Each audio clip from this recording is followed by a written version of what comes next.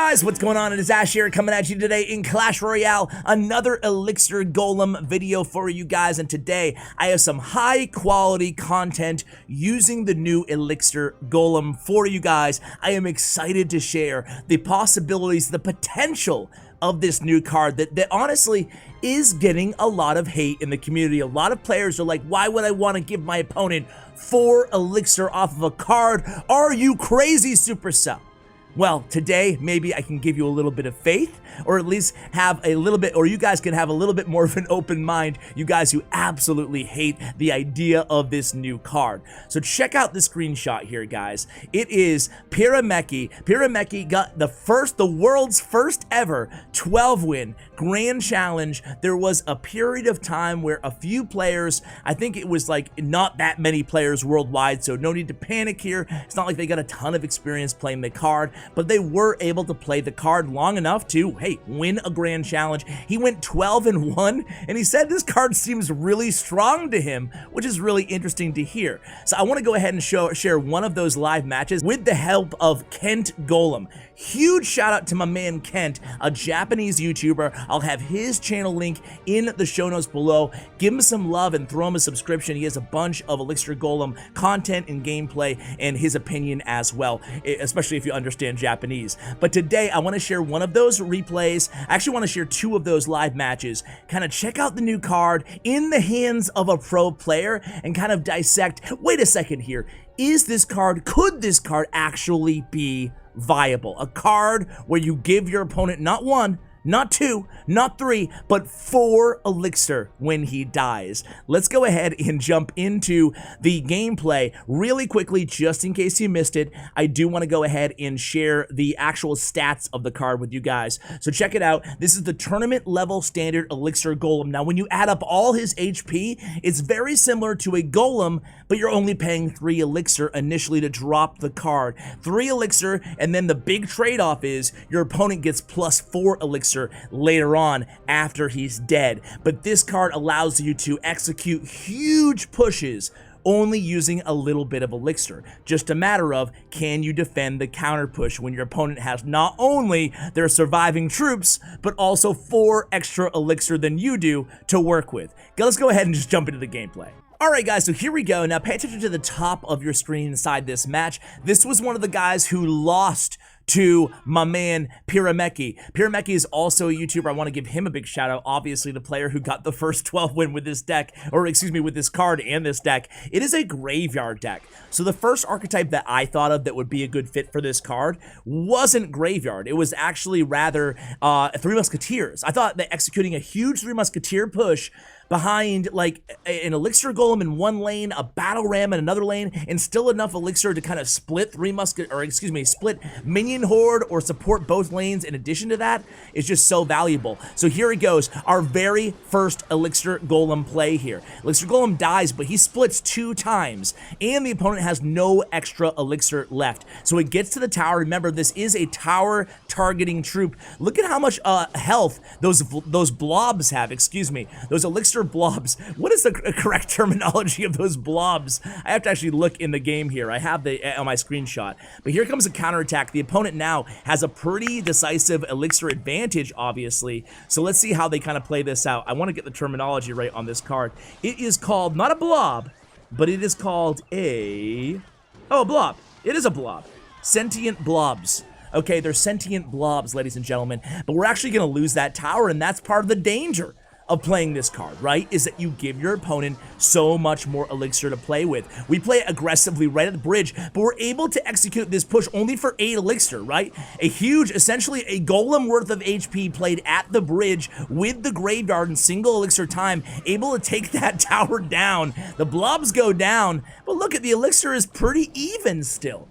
I don't think this card is going to be as bad as some people think it's going to be. These sentient blobs do give your opponent Elixir. There's no doubt about that. It is weird. It's going to make your opponent more aggressive. You're going to see almost like cycling a rocket for 6 Elixir.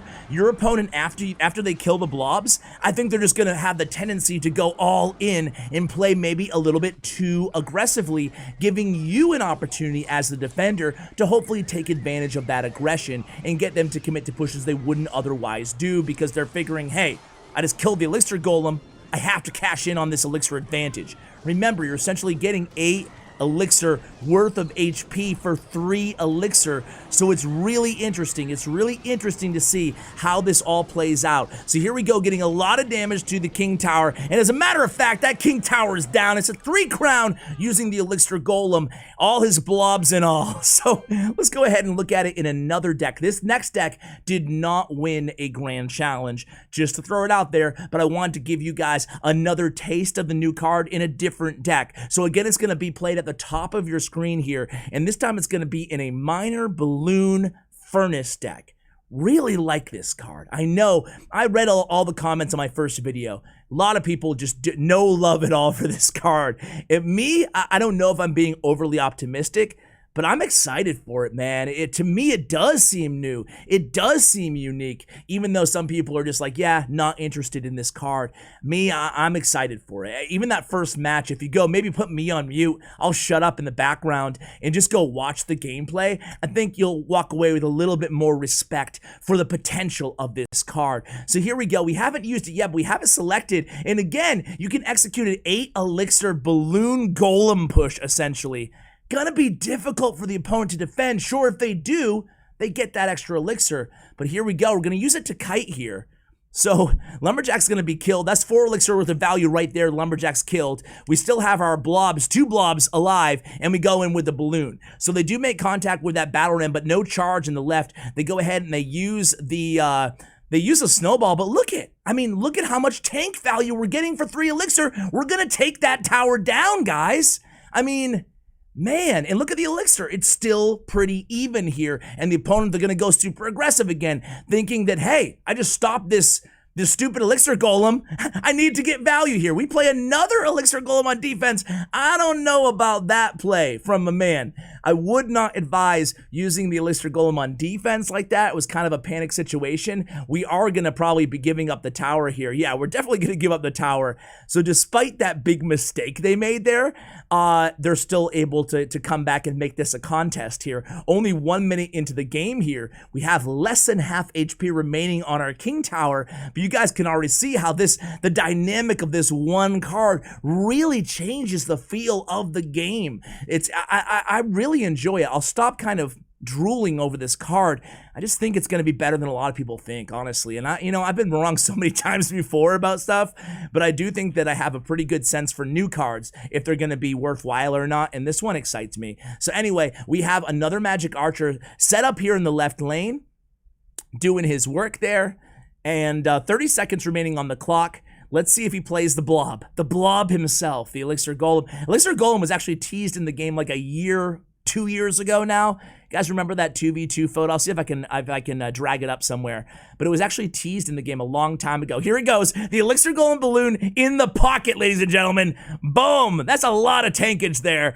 The Inferno Dragon, the snowball, everything the opponent can throw at us there.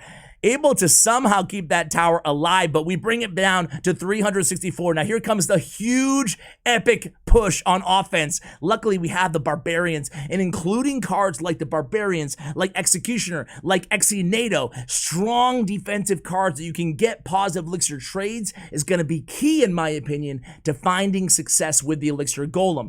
Because hey, you can overcommit on offense if you're able to go ahead and back it up on the defensive end. So I like these plays. I like how both of these players have been playing aggressive Elixir Golems, either to kite units, trying to get a little bit value out the gate out of the card, and then playing it aggressively at the bridge. I don't think, like a traditional Golem, it's going to be a card that you're necessarily going to want to go ahead and just cycle at the behind your King Tower. So it's a different sort of beatdown. Almost doesn't even feel like beatdown. We score the death damage, tower down, GG's. So another huge shout out to Kent Golem. Check out his YouTube channel, guys. I hope you have at least a fresh look at the Elixir Golem here in this video. Thank you so much for watching. Huge shout out to Bren Chong and to Stats Royale, my YouTube partners. Have a great day, guys. Thank you, and as always, take care, guys.